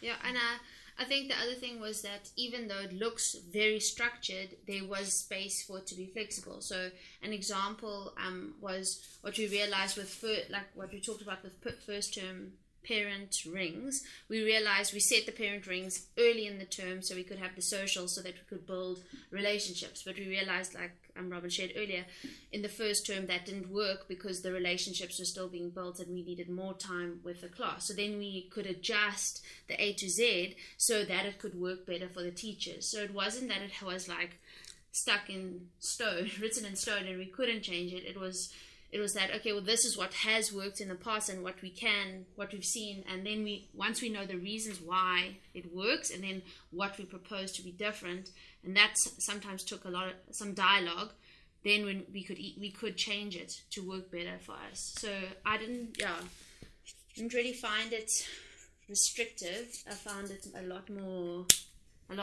liberating. At the same time, as a first, like when you come in, it can be overwhelming. And I actually remember Robin saying to me that, like, when I think I was in must have been my second, just before I took over as a core teacher, he said to me, sometimes when things get overwhelming here, and the tendency is for teachers to blame either Robin or the structure or the system. And he said, I'm not really sure, like he said, I'm not sure all the reasons why, but it's just valuable for you to be aware of that, so you can look at what's going on for you when you start to, and he said, when that happens, just come and engage me about it. And I remember, like, when I started being like, there's just so much to get through here, and then I was like, okay, hang on, he said that this would happen, he preempted this, so therefore I went to him and I said, help, I'm like, I don't understand this. And then we could see where's my resistance coming from, and I could shift that rather than just assuming it's because it's the system. Like there's something wrong with the system. I could see it as actually me who was resisting something that would mean I'd need to change something in myself or change the way I did something, which I think is quite natural at the beginning to resist that. Then he supported me with actually looking at, okay, where can we create the shifts that the system would work better for me. So that was always there. That was always available. It was never, you just have to do it this way, that's it. I mean, when the resistance came up, I think Robin's really skilled in seeing, actually, this is a space for learning now for the teacher. Where's the resistance coming from? What can we do to support you to overcome that, rather than, okay, we change the whole system because one person doesn't work for that person. Yeah, great. Because ultimately what we're doing is the system is there to support you in getting the results you need. It's not there to restrict you. I mean, that's really what the fundamental is. We want, like we designed that A to Z, such that you as the teacher could use it to get the result that you're wanting. Not that we were trying to say you have to be funneled into this to get the result. We realized that this is what works for people, all the different kinds of people who had worked there, and it gave the results. And that's what we wanted them to do, is to use technology and systems to support you in really making things happen the way you wanted to. Okay? Yeah. Great. One last thing. One of the things that came up for me quite strongly was that the system has to be bigger than the people. And I think whenever I came up with a challenge with maybe something that was happening that I needed to do, I had to think bigger than myself, which was something I wasn't skilled in, but became very skilled in quite quickly, which I now use in a lot of areas in my life, which has been so valuable for me to learn. So instead of saying like, well, this doesn't work for me, therefore I need to change it for my classroom, we have to think about, well, what if a different teacher came into that classroom? What are you setting up for that teacher they have to then step into that? So it was making the system such that, if I'm there or not, or if all the staff changed, it would still carry on with the same vision and values and the same impact, and not be dependent on the person. And that was really valuable to see that, because then you start thinking bigger than this is about me and my classroom. It's actually, this is about the school and the vision, and about wanting that to leave that as a legacy. How do we then create that? Which that mind shift was quite a powerful one. Great, excellent. Yep, thank you very much for that. Let me share with you then, like I said, it took us quite a long time to get people up to this point. These are other insights about this model. When I left, it was just me who was leaving, right? And the commitment was to follow a certain process that was really going to work. Now, this is going to be the same in any organization. If the system, and in this case, let's just call this, for me, I call this an emotionally intelligent system. If the system that the people are functioning in drops or changes, right, and becomes less emotionally intelligent, let's say it goes there, as Renee so deftly pointed out, if some of these are broken or are taken away, right, they're taken away, you're going to get greater ricochets. You're going to find that the ability for this to function is going to have balls being dropped. The impacts are going to be felt in far-reaching places. These people who are here are going to say, I can't be here anymore. I can't be here when it's now functioning at that kind of level. So in that immediate time, we had three core teachers saying, well, then we're not going to be here anymore. Within literally a month of me having said I'm leaving and stepping out. Because of what was starting to happen to the system, was they couldn't actually be the kinds of teachers to produce those kind of results. Not for any other reason than actually they were relying on the secretary and the decisions being made so that they could be the kind of teachers they want to. That was changing, which meant they could no longer function at that pace, which meant balls were dropped, which has meant they were feeling impacts, and very quickly this process started to radically change. And what was happening is this system was then starting to be changed as well. Even though you might have had small, as I said, small taking aways, which on paper didn't look as if it was a really big one, it would have huge ramifications.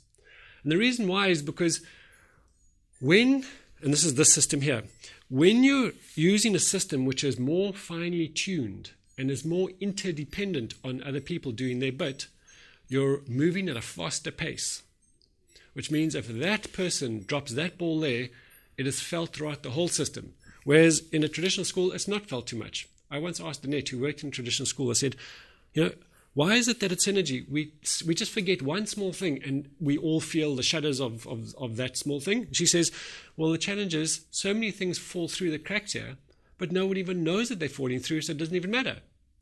Right? So we then realized that the ability for us to achieve this result and the ability for us to work as an interdependent team means that if any of these are not there, it really starts being felt, and the impact is considerably felt. So what's useful to see in this is if this starts changing and let's say becomes, as Renee says, it starts getting holes, which means either the air goes out or water comes in, for example, this is going to start dropping. The system is going to change, and sometimes we don't know where the impacts are going to be felt because we can't predict every little ramification, but we can predict to a certain degree based from experience that things are going to happen in a certain way. What's going to happen is if this is higher than this, the people who are here are going to leave because they can't work, they're choosing not to.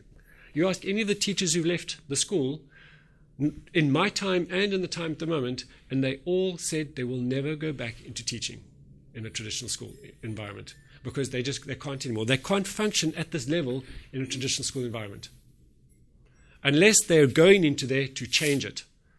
But unless that's what they've experienced, because of that level of pace and speed and synergy, it's not going to work for them. So that's the challenge, is if people start making decisions based on, or people from anywhere here start making decisions of this from that space, they can only, and I said this is the same for all organizations, they can only understand it wherever they can understand it. They can't understand some of these details because they themselves don't have the skills yet to actually put all those things in place, right? Which is where that phrase comes to. The functioning level of a business is going to drop or increase according to the competency and the skills of the people who are running to the business owners. That's the scary fact that I learned, right? It's going to settle to wherever the people who make decisions is at. When I was there, let's just say I was here, I was there designing a system that would work there. I, by pure will and then new systems, could support these people in stepping up to that. Okay? If the decision makers are making decisions based on a different layer, they're going to make decisions which will change this because they don't know how this all fits together, and therefore the impact will be felt. And that's what I'm seeing happen now. And we could see, and that's why some of the staff then left and we had what we had. Now, there's nothing right or wrong in that. And I'm really saying that's just, as I said, happens in every organization. I didn't make that quote, which is basically saying that the level of a business is going to settle at the level of the person who's making the decision. And this is why I'll tell you why in my years, Synergy also didn't flourish as it should be. Because my competency levels as a person, as a business manager with financial skills in how to sell a school is here. I don't have those skills. So I could never sell the skill and design the other systems in this system here that would allow the school to move to a point where it could so flourish and make it all work, which is why I said I need to step out. This is not my skill set. I'm running a school, whereas opposed to running an educational vision. That's why I stepped out. I said I need to go because I can't manage the responsibility of the school financially because it's not my skill set.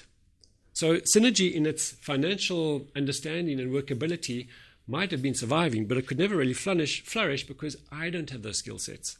It needed someone else who had a much better understanding of skill sets to then bring up that system on the skill side. So that's why, from a business perspective, we could never push through that barrier. We pushed through in all other areas, personal development, team dynamics, educational vision, curricula. But from a business perspective, I was spending all my time in the vision, not in making it sustainable.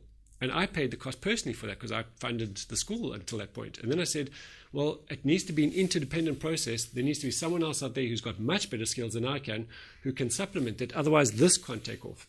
So that same quote, the school is going to settle at the level of the person who's making the decision. Well, from a business perspective, that's what it did. It settled down to my skill sets, right? So you can see that's not going to be successful. Does that make sense as well? Great. So here's something, just another thing. I told you about exiting. So it is inevitable that if there isn't, firstly, a system to train these people up, because this is going to be morphed and changed, then it will all settle to a point at which these people and their current skill sets will be able to function in a system, whatever they're going to redesign a system to be. And that's inevitable. It will settle. It's a natural process of cause and effect in our understanding. What was really interesting for me is when I first met with Gavin at the beginning of this year, I asked him to do a personality profile test because I wanted to check out what was the kind of person. Is he a systems person? Is he a people's person? Etc., etc. And there's an online personality test which is free, which I really recommend you all go and do, which is called the DISC profile. I think Tony Robbins and that developed it. And they basically start with different things. I mean, D is your ability to make decisions and to start new projects. I'm not sure actually what it stands for, but it's like your ability to sell, your ability to really enroll people. S is systems, and C is the control of the systems, right? So I'm strong S and C so this is what my graph would probably look like. Fairly okay in starting, can make decisions. Not so great in the I. For me, I don't really want to spend a lot of time with people and enroll them, but very strong in designing systems and control. Now, Gavin was this. And as soon as I saw that, I said, Gavin, your job as the principal, I had thought, was going to be to implement the system. And I said, when I saw his profile, I said, you're going to hate this. You're going to think, because he doesn't like systems, that personality type, you're going to think this is controlling and is restrictive because you don't see how it all fits together. For you, you're just focusing on people in the heart of it, right? And then 2 weeks later, the decision was finalized in how we were going to change the IP agreements. I had shared as well last year, I looked at my profile and I'd said, as part of the interview process of possible future principals, I said, get them to do this, because if you are serious about a franchise, in other words, implementing someone else's system, you've got to make sure the person who's implementing it is not sitting there resisting this from the start, because it's going to then show up in how you make decisions about the system. You need someone who's actually strong in the C component, because they love managing to see if people are doing what is supposed to be done. This is a manager. An entrepreneur is high in D and maybe a bit high in I. So these are really useful to understand. And that's why I'm seeing at this moment, if we're looking at the current staff and the current decision-making people, it's not in this sphere, which means they're not going to understand this. They're going to start changing it without understanding the ramifications, which means this is going to change to what they're comfortable with. And this is what I can't yet share, is that at the moment, and I'm very open to seeing how it can work, they could design a system which will achieve this goal better than I could. Because during the course of this process, as the teachers became empowered and as we experienced other teachers who were strong, not in systems and control, or they were strong in different areas, they wanted to change the policy. So what did we do? We figured out, well, we need to support this team in how we come to decide how we change policies. So what did we do? We wrote another change policy process that basically was saying the first thing, if you ever want to change something, first make sure you know why it was designed in the first place. Because if you're going to come and say, oh, I want to change this, and I'm going to say, okay, great, let's change it, but what about this impact? Oh, I don't know. Okay, well, if we change it, then what about that impact? I don't know that. It's a big waste of time, right? And we don't have time to sit and negate and talk about everything. So follow these steps, because I guarantee you, you will get what you're wanting far more if you wanted to change something by just following the change policy process. And that's what we realized, that actually, when the staff then actually got the skill sets in how to change something, it was fantastic, because suddenly this came alive, because you got a group of people who have insight, depth, new suggestions were done, policy was changed because they were exploring new things, and everyone was contributing to building something that was far bigger than I could even have imagined on my own. So this took on its own life, but it required for people functioning at level to make this work. And that's what it took us 6 years to do, is not only 6 years to build up, but 6 years to figure out how to make it work, that it could be repeatable, and that people would sit in and it would actually work without the original people there who had designed it, making it work. That for us was just so exciting. We got to that level of realizing, wow, actually, we could really make this work. Yeah, that's what I had really just wanted to share. So my predictions are that with, as I said, I'm really open to another group of people pinning for themselves a vision of education and designing. They're going to have to design a new system to achieve the how. Synergy was never about the what, it was about how we get there. And I don't know many other people who have that skill set to be able to figure out the step-by-step how to make that vision happen. If it was that easy, then why aren't we seeing it in every school, or even a few schools out there? Because this was lived on a day-to-day basis in the classroom, not just as letters and sentences on a board when you enrolled. And that environment was continuously working through that. It wasn't just, well, we start a workshop, we finish it, and it's done. It continuously evolved. It just emerged. It welcomed change. Synergy was always meant to evolve. It was never meant to be static. It just said that these are the guidelines that will get you where you want to get to the best of that ability. So my current belief and perspectives is that a new structure will have to be designed, which is what I said to Gavin. I said, Gavin, you're going to still need to design a new system to fulfill in whatever you're wanting to fulfill on, and you're still going to need to check if your staff are still doing that new design that you're doing. And I remember saying to him, how are you going to do it? And he said, I'm just going to know. I'm just going to know my staff are doing it. And it's like, well, you will, I guess. If you're getting the results, then that's great. And if not, the challenge is if you don't have a mindset or people who can actually pinpoint why it's not working, it's going to be very difficult, because you're going to be aware that it's not working, but you won't know why, and you won't know what to do about it either. Right? And that's part of seeing personality types and how that works, which is why, for example, I can design the system, but I wasn't very good at selling it. I could never get it that it just, attracted someone from outside. When you were there, some of you were in my tours and my pre-visits. No one was here in my tours, eh? You were, Amanda. There we go. Then I could sell that to you, and you would get the passion, see how we could make it work. But actually selling it to a public outside, I'm still my skill set. Does that make sense? Okay.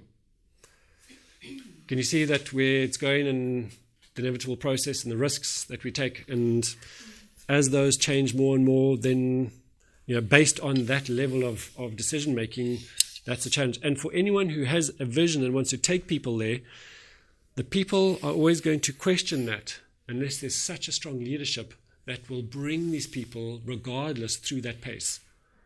And that's what it took. Even for Patsy and Cindy, there were times resisting. No way, it must change. We hate this thing called the synergy language. It's so restricting. I just want to shout, but now you tell me I have to speak like this. Right?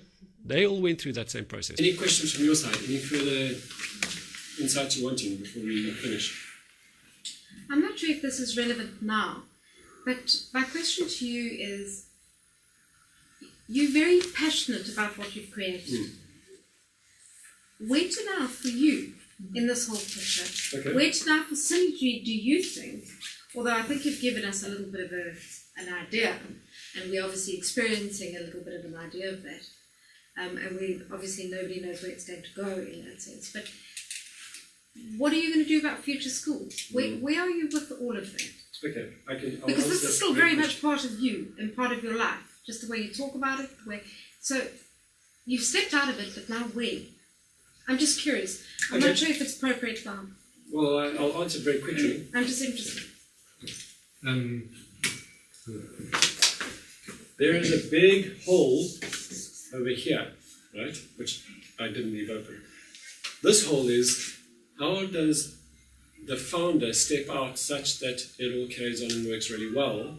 And what are the mistakes of handing over leadership of an approach to someone, and what do we learn from that, right?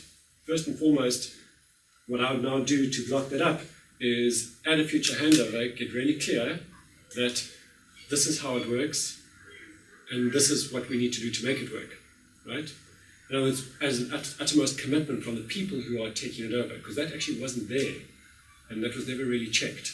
So what I'm really sharing is there are a whole lot of other things which now need to be added to this thing called the synergy system, right, which would support the mistakes we are making now in this process, such that it couldn't happen again, which is part of why I wanted this process to be captured, because this is a whole new doorway for organizations which are familiar with organizations, but not necessarily in the synergy school model. Now, that's my understanding of another layer of this.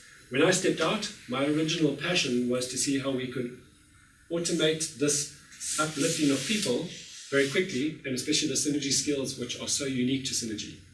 The engagement, the communication, and the actual skill sets of those parents. That was why I was stepping out, to then actually go and film those skills, share them, put them so that it doesn't rely on me or someone else to train. It could be done wherever it is in the world, etc., etc. And that very quickly, and this is now just my personal sharing, I lost all passion for schooling in the last year and a half with how this process unfolded. I don't want to be involved in anything like this again, because it so tore out my passion for this. I'm passionate about the models that we design, but to go through the process again and my experience of it and how I felt this was, still is how I feel, so like my intelligence and our intelligence that we created is so like not understood. Not because I'm 11, it's just because people don't know any better. But for me, it's very clear that, and that's why I still protected the brand, which is why I said to the school, guys, if you're wanting to change things, you can. I'm not here to tell you how you run your school. I'm just saying that if you want to get the result that we're predicting and what we committed to, then this is how we achieved it.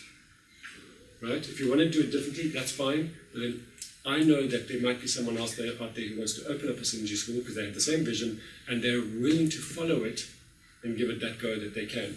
And I'd like to protect that so that it doesn't become known for something else. So that's why I retracted the school name and the IP and said, I need to protect this from wherever it's going. And as Christopher shared with me earlier, the chances could be that they create something even better than Synergy could have been. And I'd be very open to that. Okay? And I wish for that. I love making things better. If I can learn from how people can make that better, wow, that would be great for me. So that's it. So my passion now is still in this process. How do we upskill? But I'm focusing it more on the parent body, which is why my stuff's going online, which is why I'm doing my own video recordings of the workshops, so that I can provide an accelerated space to, if you want to have this kind of relationship with your child, and you want to really empower your child, we're going to need to do something about these people and their communication skills so that they can then actually live that relationship with their child, and possibly teachers as well. Does that make sense? So, yes, partly. So does that mean you'll still get involved with anybody else who wants to start a school that's similar? I'm sure I will be. And like, for example, 4 months ago, I met with a group of parents who said they want to open up a synergy in town. And I said to them, I'm going to tell you every reason why you mustn't. And if you still want to after that, then I can support you.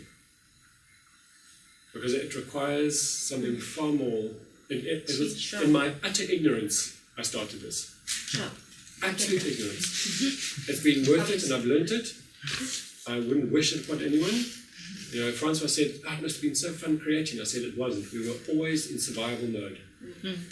Because we were dealing with stuff, human beings in transformation, as you guys both know, which it's chaotic. It's painful and it's chaotic. And for a personality type like me, lived that over the last 20 years. Yeah. So Gavin can probably handle chaos. I'm going to put a system in to enable us to move forward and through. I'm not the chaos type, but we kept addressing. And then it got to a point where it was zingy. But we were still zinging about crises. We'd still get together and say, listen guys, we've got another 2 months and we're really in deep trouble. And it was amazing. This team of people came without panic, came together and problem solved. It was so exhilarating. We fulfilled that vision. It was in our last term, 6 months of my exiting. And I realized that I had achieved what I wanted to achieve. And that's actually my answer to you. I know that is possible. I set out to prove that it's possible. And I've done it, and if it requires so much convincing, then that's not my job.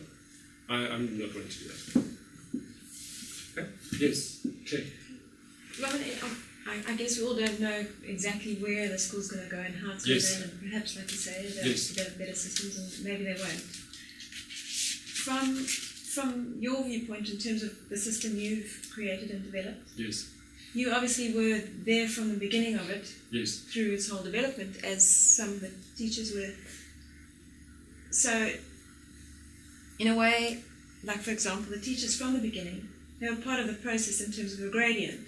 Yes. A gradient of learning and a gradient yes. to getting to the point where they could now implement yes. the system. Yes. From what I understand, the staff now and their concern or the problem or what they want to change is that they've got difficulty with the system. Yes. And that they're overwhelmed with it. Yes. Do you, and I gather that, I don't know if it's all of them or just some, do you think that there would be anything that could have been put into place? Because there's a new teacher coming in, let's say you took a first year mechanics student and told him to rewire a Renault. Yes. You'd be overwhelmed. Is there something in a gradient that could step it back from your viewpoint that could ease them into it? I mean, this isn't hindsight, but this was the system we designed to step them into it and do it. The challenge is if it's not followed, and this is the most important thing, if there isn't a leadership, right, that can hold the space for these people while they're developing and know how to hold it, right, what they're going to end up doing is changing the system to adapt to make it easier for the people, which is what we saw. Parents, teachers were overwhelmed. They said they want to spend more time in class. They took away the journal, right? It only was down to once a week. So their viewpoint, because that's where they were, was we need more time. The journal takes time, especially for the new teachers. So let's take it away, as opposed to seeing what's actually going on here. Our teachers do not know how to manage time better. So let's give them time management skills and other skills that will make sure that writing journals is not the issue anymore. Right, so the gradient was cut back. Yeah, because if you don't know that, you're not going to hold that, you're going to start changing it. And we did. I mean, when I saw it and I said to them, I said, guys, do you actually know that the journals is part of the IP? And she said, listen, they're burnt out. And I said, okay, fine. How long do you need? You know, give it a term, 2 terms, just make sure you're going to come back to what the design was, because that was really there. But, you know, that wouldn't happen unless you've got someone who is making sure that these things are still going to be brought back. Not because that's how it has to be, it's because this is what's worked. And if it doesn't, then that will be changed. Does that answer your question? Yes, that's right. John, that was a different question. It's related. What's Meryl's role in all of this? Because in the communication we've had is that she was part of the process and worked with you. So the implication for me was that she would be able to hold some of this. Okay. So I should Yes, and adding to the Meryl thing. Okay, Cindy, quickly. I think, like, I know Robin mentioned earlier, like, when the teachers became empowered, and then we wanted to say, like, we don't, you know, you need to consult us, etc., etc. What happened was, what Robin then said to us was that there's a trust between us and him, that sometimes he's going to make decisions that we might not understand, but we will trust him with it and he'll explain it to us later. So in terms of us being involved in all the policy process, we weren't. What was in place was the systems such that the relationship between us and Robin and the team was so strong because of the staff socials, the meetings, all of that, so that when those types of calls needed to be made, that foundation was already there, that we went with him because we had the relationship there, because those systems were in place, which facilitated those deeper relationships being formed. So, I mean, it's so interdependent. That's all the quality of that golden thread. You can implement this by the book, but there's a golden thread that links all this together, which is the quality of the relationship, which is when the board took over and they just cut 3 staff members straight away, and the process of that. That's why they called me in 2 times in a period of 2 months to come and facilitate between the new principal and the staff, and the board and the staff. Because the school was shutting, the staff said, we're not here anymore. Because the skill level was just so not there. So the staff were expected to be respected, engaged, and decisions and the way they were talked to was frightening for them. So they asked me to come with my skill and to bridge that so that at least it could get stable again, etc., right? And I think that's what the golden thread is. It's like we said, there's something so difficult to capture. That for me is synergy, but that's not the IP. Intellectual property isn't this golden thread because we don't know how to. That's to do with when you're here, you've got it, you know it. You don't have to share it. It's in who you are. Here, you say you're doing this, but you're not, because you're not getting it at a level, at like a knowing. That's the challenge of what we created. But if you follow this and follow what we are designed to support that, that was there. So part of this was in the takeover. We said, according to the IP, all staff need to do personal development work. I then found out, when I had said we've got a workshop coming up, the board had then shared and said, we don't think it's appropriate to tell staff what personal development they need to do. When they're ready, they'll do it. I was like, Sorry, Patrick, you didn't know that. I didn't know that. How can you say that? Firstly, because the IP agreement was very clear, they will do that. But also, that insight means that you can never support these people in shifting, which is required to function like this. You know? As much as the resistance that's there. Sorry, Robin, that comes purely from the fact that a lot of those board members haven't done much work. Correct. I know that's a very arrogant statement, but Yes. it is a fact. Yep. But that's why in the next phase of this one, I would say, which is what I did say, I said 51% of the board of whoever owns the school have to do the same workshop that the staff do, because they can't sit there judging. They can't sit here saying we support personal development and human growth if they're the ones resisting not doing those workshops in the first place. I put that through a few times in the HR meetings when I was supporting on Yeah, definitely. employing those teachers. Yeah. Questions through to the board, not me personally, but it went through to the board that they need to do work. Yeah. I didn't specify Christopher's work, that wasn't the point. Of course, there's a whole lot of it. But it was what was around. Yeah. And the answer I got back was they don't need to. Yeah. So how can you have That's the that basic bottom line. making They don't decisions need to. about this? They're not the teachers, they don't need to. Exactly. So they're making decisions, and it will. This is going to drop to a level where the decision makers are making it. It's organizational fact. That's what I do next time, is make sure it's like that. Because what I would want to do is, I've spent in the last year and a half more time trying to convince that this works, as opposed to making it work. And actually, yes, I won't get to that. I know it's getting quite late, so just letting people know. Do you know what the time is? It's like 5 to 8. I just want to check if anyone still has. But if anyone needs to go, then just make it so. You still had your question? Yes, her question and Meryl's role. Yes. Where's this work? Is that your question? Yeah. Okay. I spoke to Meryl 2 days ago and I said, Meryl, please do not talk on my behalf or on the Synergy Schooling Approach's behalf. Because at the veranda meeting, she said, the Synergy has come out of everyone else's approach. It's so based on Reggio and draws on Piaget and Vygotsky and a whole lot of other stuff.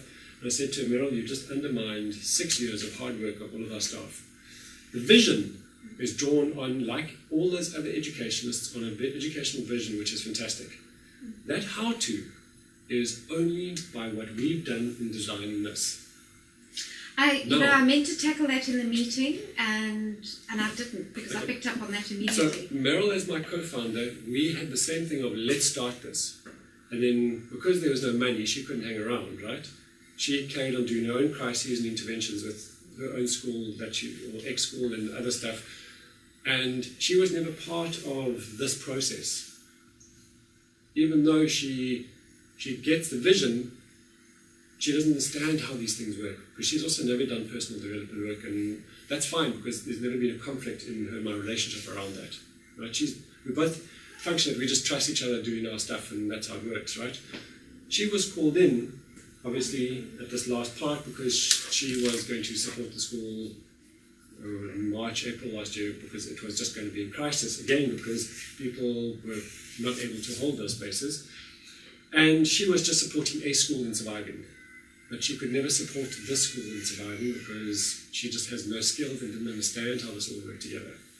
I said to her 2 days ago, I said, Meryl, your name is being used as a co-founder, making parents think that you know how Synergy functions, that you're going to support the board in making this happen. And that's fine, even though Meryl said that she wasn't here for this, but it's being promoted as that. And when it comes out that it's not the case, she will actually be probably experiencing the impact of that. So from my side, she can't support this process at all because she doesn't train the teachers in that way. I mean, I know that they've told that Meryl trains and does Robin's work. I'm like, Meryl did one of my workshops in September last year. She's never done it. She doesn't know what work I do. We've never sat together and looked at workshops or anything. We just talk at a high level of what's going on. Nothing to do with the nitty-gritties. So. She says herself she doesn't know the school policies. Yeah. Like she said that doesn't hold that. When Gavin joined, she asked me to support him and Robin to support him in understanding the policies and that type of thing. So she didn't. Meryl's a very strong eye. Yeah. Yeah. She's crisis management. She's got no the systems of control, and she knows that herself. That's why it would be great for managing wherever this is going. I just definitely can't do this. Even though I'm not touching this. So when I said I've withdrawn IP, I'm actually just taking the name. I said to them, you can have everything. You don't have to change anything. Just use it as however you want to. I just would like the name back. As opposed to actually withdrawing all the IP, the names of all the functions, methodologies. So like, except they don't really want that either anyway. I think it's too complicated. Well, they think that, as Gavin shared, he said that it's that all schools have policies that are very similar. They all have induction processes. They all have this and that. And I'm like, yeah, but if you can't understand how these are different, we're never going to create something different. Yeah. That's the risk, and that's why I call then develop policies, which I do believe will be just a notch above traditional school. Then my prediction is after the second year, third year, it will exponentially accelerate. Because at the moment, last year, Cindy and Kerry were holding a lot of the space, managing the conflict that was going on, a whole lot of stuff, because there was conflict within the staff, and then Cindy and Kerry had to actually facilitate that. Now it's Marley who's facilitating that. Right, because Marley's gone. Then the skill transference, actually there's no skill transference. Then the person to hold that space is not going to be there, which means it's going to even exponentially decelerate. When did Tessa start? I think was it 6 months before I left, right? It was the end of 2010. Yeah. She worked with me for that term, remember? Yes, and the co-teacher model and that. Okay, so she was still fairly new. She was just starting in that. And Melissa? Same time. But about the same time. Same time. They started at the same time. Yeah. When she worked with But take into her account that it's a year and a half since I was there. It's not like just now as we're talking about change. It was because Tessa's very she really resisted the systems. She felt she just wanted to spend time with her class and slowly but surely she started getting. To spend time with her class. It's true. Definitely. And that's what that will facilitate. This made it happen, but there was still that resistance to it. And she started to get there, because it does. It takes time for people to see how this supports as opposed to undermines. But it's a different dynamic. Yeah. Any other question? So in theory, your IP exists for someone to roll out. Yeah. Again, I don't know, and it's not my passion to figure out how to roll it out. It was what I was going to do. It's no longer what I'm going to do. Sure. Unless it's just so clear these people inspire me and enroll me into that process. Like I can really get that commitment and that's there. I mean, it really is so much self-explanatory, and the training is so much there, is tangible and possible, very much so. Can I ask you one question about the training? Sorry. The parent training that you're still doing at the moment, yes. The workshops, where we at with that? I'm not clear in my mind where we at with that. Now that you're withdrawing the name, there's sort of more unraveling. Are you going to be continuing? There's two things in that, right? So for me, there's being a person who can train those kinds of workshops, right? As in the school process and the synergy or whatever the school is, because like I would go to another school and run it at that school. Okay, so that has been happening. It's not like it's only for synergy people. At the same time, my lifestyle is moving in a direction where I'm doing that less and less, unless it's for a certain niche group of people who I'm doing once a year. I mean specifically for synergy. Are you going to are they not going to employ you for that anymore? They probably still would want to, but I'm saying as a personal lifestyle choice, I'm not going to be going and doing that, partly because it takes me 3 to 4 sessions to convince these people who are having to be there that it's in their best interest to really be there. Yeah. It's great, I get the results, but it requires 3, sometimes 4 sessions, sometimes even more. Like last night, required 7 sessions to someone to finally get, wow, maybe there's something in this that I really need to look at for myself. And then I realized I've just wasted 7 sessions of not being doing whatever. That's not for me. I'm going like with the advanced course. I said, here it is. Who wants to come and work with me to take this on? And I'll take it on with you. So it's difficult to do if it's part of that process. At the same time, Cindy might very well run those kinds of things. She's very keen to run the NSE. She did the EI, she can do the NSE. Yes. I'm quite happy. It's not for me that those things cannot happen, but for my personal lifestyle. Just for the last 7 weeks, Renee and I have been at a workshop, which means Kaylin's been going to Renee's parents. That's not the lifestyle I'm wanting. Twice a week. Twice a week. Sorry, twice a week. 14 nights. So from my side personally, I'm stepping out more. But that's why I would then go and say to Synergy, well, yeah, you can then use all the film footage and you might still get a similar result. Or we would have designed it, that's how we were getting it, such that there's still a facilitator, which could have been a teacher, who could have still had the core content of the video, but still the whole relationship person. Which these people, Patsy, Cindy, Kerry, can manage, because they're skilled in how to work with people. Parent shares, all those, that's what all those things skill up. The people who are out there now, like the ex-Synergy teachers, you know what skill sets they have? They are so unique in business out there. Right, that's it. Would you experience it? I mean, it's a whole different ballpark. Does that make sense as well? Yeah. Any other questions from anyone here? My main question was, from my understanding, is that this whole change has come from the teachers.